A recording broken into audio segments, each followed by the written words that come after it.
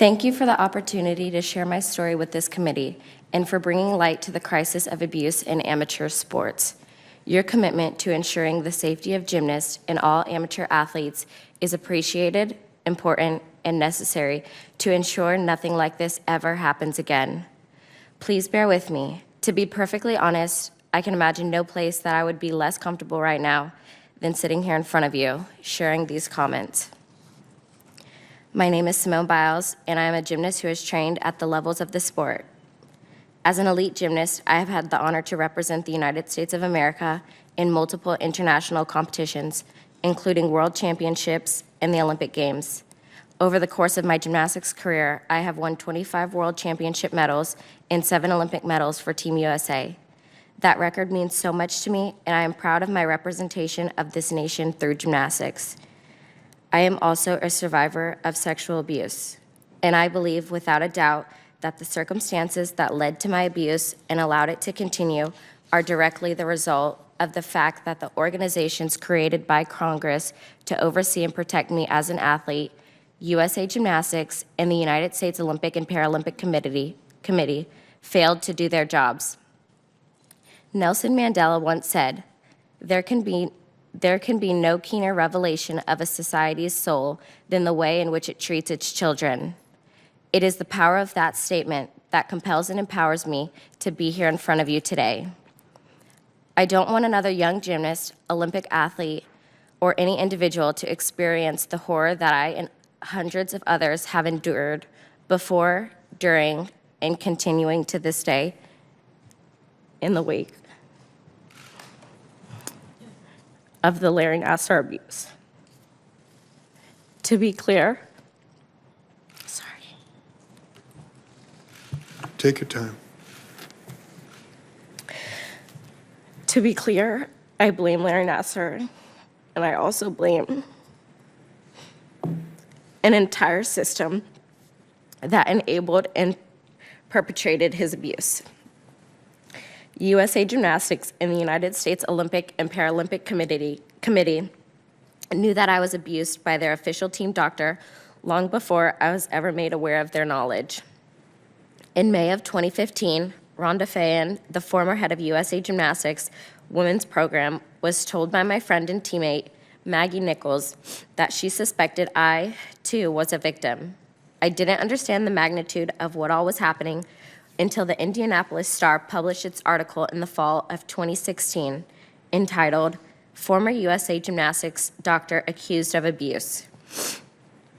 Yet while I was a member of the 2016 U.S. Olympic team, neither USAG, USOPC, nor the FBI ever contacted me or my parents. While others had been informed and investigations were ongoing, I had been left to wonder why I was not told until after the Rio Games. This is the largest case of sexual abuse in the history of American sport.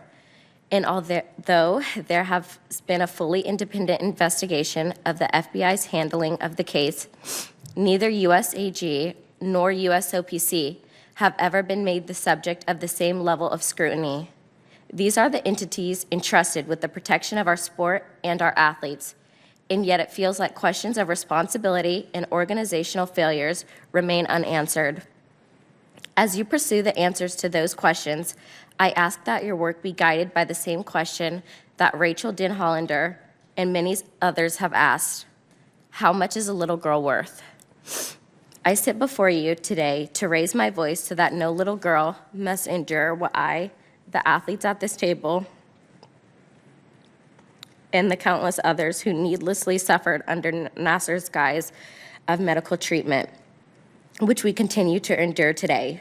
We suffered and continue to suffer because no one at FBI, USAG, or the USOPC did what was necessary to protect us. We have been failed, and we deserve answers. Nassar is where he belongs, but those who enabled him deserve to be held accountable. If they are not, I am convinced that this will continue to happen to others across Olympic sports.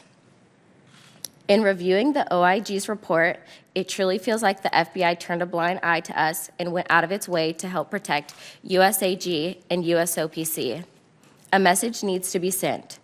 If you allow a predator to harm children, the consequences will be swift and severe. Enough is enough. I will close with one final thought. The scars of this horrific abuse continue to live with all of us. As the lone competitor in the recent Tokyo Games who is a survivor of this horror, I can assure you that the impacts of this man's abuse are not ever over or forgotten. The announcement in the spring of 2020 that the Tokyo Games were to be postponed for a year meant that I would be going to the gym, to training, to therapy, living daily among the reminders of this story for another 365 days. As I have stated in the past, one thing that helped me push each and every day was the goal of not allowing this crisis to be ignored. I worked incredibly hard to make sure that my presence could maintain a connection between the failures and the competition at Tokyo 2020. That has proven to be exceptionally difficult burden for me to carry, particularly when required to travel to Tokyo without the support of any of my family. I am a strong individual and I will persevere, but I never should have been left alone to suffer the abuse of Larry Nassar. And the only reason I did was because of the failures that lie at the heart of the abuse that you are now asked to investigate. Again, I appreciate the opportunity to share my thoughts with this committee today. I want to sincerely thank each of you for joining the survivors of this abuse to do what we all can to prevent anything like this from ever happening again. Thank you.